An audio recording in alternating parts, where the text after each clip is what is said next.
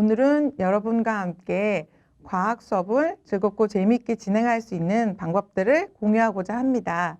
먼저 어린 아이들을 가르치고자 했을 때 산만하기도 하고 아무래도 아직 어리기 때문에 집중력도 흐트러져 있는 아이들에게 집중하고 재미있게 교육시키면서 즐거운 시간을 가질 수 있는 교육이라고 생각합니다.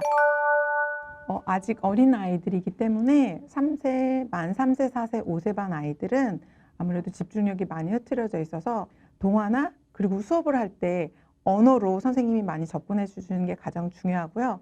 그리고 수업을 할 때 저희가 과학 같은 경우는 교구가 사용이 되다 보니까 첫 번째도 두 번째도 세 번째도 안전이 가장 중요합니다. 어떤 재미있는 수업을 해도 사실 아이가 그 수업 시간에 다쳤다고 하면 그 어떤 부모님도 좋아할 부모님은 안 계세요. 그래서 첫 번째, 두 번째, 세 번째도 안전을 먼저 중요하게 생각하고 그 이후에 이제 진행을 하시면 되고요. 만 3세 같은 경우는 집중력을 키워줄 수 있게끔 다양한 교구를 사용을 하고 선생님의 모션과 행동이 가장 중요하다고 생각합니다. 그리고 자 이제 6세 반, 7세 반 같은 경우는 아무래도 5세 반보다는 생각하는 생각 주머니가 조금 더 키워졌어요.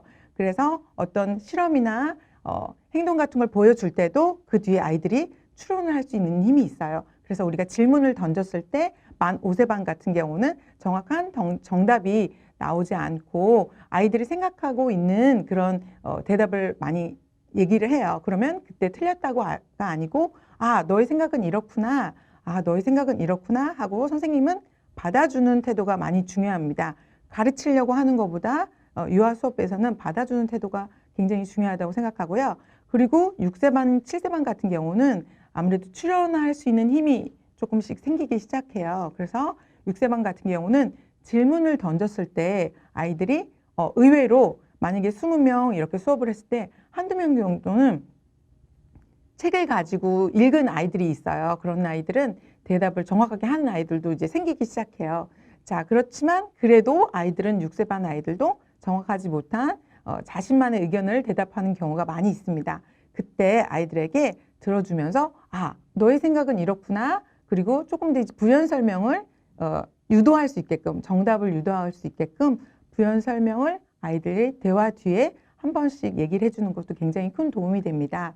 자, 그리고 7세 반 같은 경우는 이제는 생각 주머니가 6세 반보다 더 많이 커졌어요. 그래서 아이들이 집에서 엄마와 함께 과학 동화라든지 책을 좀 읽은 상태예요. 그래서 아이들에게 실험을 해주면 이거 제가 해봤어요 라고 이야기하는 아이들도 있어요. 왜냐하면 5세, 6세에 유치원이나 원에서 꾸준하게 주 1회 과학 수업을 진행을 했다고 하면 아이들은 벌써 2년 동안 쌓아진 그런 실험들이 꽤 있거든요. 그래서 7세 반 아이들 같은 경우는 실험도 한 가지가 아니고 선생님께서도 보통 서브 실험을 하나 더 준비해가지고 하면 7세 반 아이들은 훨씬 더 흥미롭게 과학 수업을 진행을 할 수가 있어요. 그리고 7세 반 같은 경우는 이미 아이들이 글자를 아는 아이들이 꽤 있기 때문에 먼저 지식 같은 경우도 선생님이 질문에 대한 정확한 답을 하지 않으면 아이들이 조금 다른 이야기를 할 수 있어요. 그렇기 때문에 7세 반 수업 같은 경우는 이론도 함께 병행을 하는 것이 좋고요. 물론 저는 유아 수업에서는 글씨로 쓰는 수업은 좋지 않다고 생각해요. 교구와 실험이 가장 좋다고 생각하지만 7세 반 같은 경우는 교재에 약간은 접목을 시켜서 이름 정도와 간단한 단어 정도는 뜻을 정확하게 모르더라도 한 번씩 써보는 수업도 좋다고 생각합니다. 그리고 과학 수업 같은 경우는 아이들이 7세 반 같은 경우는 초등학교를 이제 준비해야 되기 때문에 아이들에게 한번 과학 이론도 단어 읽어보고 함께 한번 한글을 모르더라도 따라 읽어보고 하는 과정도 꼭 필요하다고 생각합니다.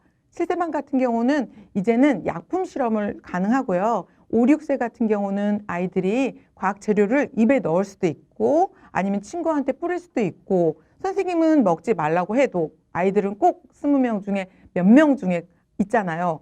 선생님의 의견을 조금 따르지 않는 경우가 있기 때문에 그런 아이들은 수업하실 때 특히 조심하셔야 되고요. 첫 번째도 두 번째도 아까 세 번째도 안전이라고 말씀드렸듯이 어떤 재료를 입에 넣거나 아니면 다른 친구한테 위해를 가하지 않도록 주의시켜주는 것 또한 굉장히 좋은 안전교육이라고 할 수 있습니다. 7세 반 같은 경우는 특히나 약품이라든지 지시약 같은 것이 들어갈 수 있기 때문에 아이들에게 특히 입에 넣거나 친구에게 장난을 치지 않도록 하는 것 또한 굉장히 중요한 교육이라고 생각하고요. 아이들에게 일단 본격적으로 실험을 들어갈 때 첫 번째, 두 번째, 세 번째 이런 순서와 차례를 잘 지켜서 아이들이 진행할 수 있고, 실험이 끝난 과정에는 7세반 같은 경우는 인지를 시킬 수 있게끔 실험 끝나고 이 과정은 이렇게 결론이 나는구나, 이런 과정을 거쳐서 그것 또한 중요한 교육이라고 생각합니다. 그리고 저희가 실험을 했을 때 사실 결과가 우리가 예상하는 것과 다르게 나올 수도 있어요. 실험이라는 것은 100번을 했을 때 100번 다 정확하게 나오는 것은 아닙니다. 그래서 아이들에게 먼저 수업 시작하기 전에 이 실험을 했을 때 결과가 우리가 원하는 대로 나오지 않을 수도 있어. 하지만 우리가 조별로 실험을 하거나 했을 때 1조, 2조, 3조, 4조 실험을 했을 때 모든 조가 정확하게 똑같이 나오지 않을 수도 있어. 그리고 우리가 실험을 하거나 만들기를 했을 때 선생님과 똑같이 만들 수 있지 않을 수도 있어. 다르게 만들 수도 있어 라는 사항을 먼저 수업 전에 아이들에게 이야기를 해주시면 수업하면서 아이들이 잘못 만들 수도 있고 잘못 끼울 수도 있고 선생님과 다르게 할 수도 있는데, 그때 아이들이 많이 선생님과 다를 때 상실감을 느낄 수 있거든요. 그래서 그 상실감을 느끼지 않도록 잘못됐지만 다시 고치면 다시 할 수 있다라는 거를 알 수 있게끔 선생님이 먼저 설명해 주시는 것도 굉장히 좋을 것 같아요. 저희가 실험을 보면 아니면 또 과학 수업을 해보면 아이들이 만들 수 없을 때, 물론 유아 같은 경우는 소근육이 굉장히 발달하지 않았기 때문에 그 과정에 있어서 아이들이 징징댄다거나 땡깡을 부린다거나 사실 이런 경우가 꽤 있거든요. 그래서 그런 아이들 같은 경우는 선생님이 다가가서 같이 도와주기도 하고 하는데, 먼저 수업 전에 모든 아이들한테 먼저 얘기를 해주시는 게 가장 큰 도움이 됩니다. 잘못 만들어도 괜찮다고, 그리고 고쳐가는 것도 아주 훌륭한 태도라고 얘기를 해주시면 아이들은 거기서 힘을 많이 얻기도 합니다.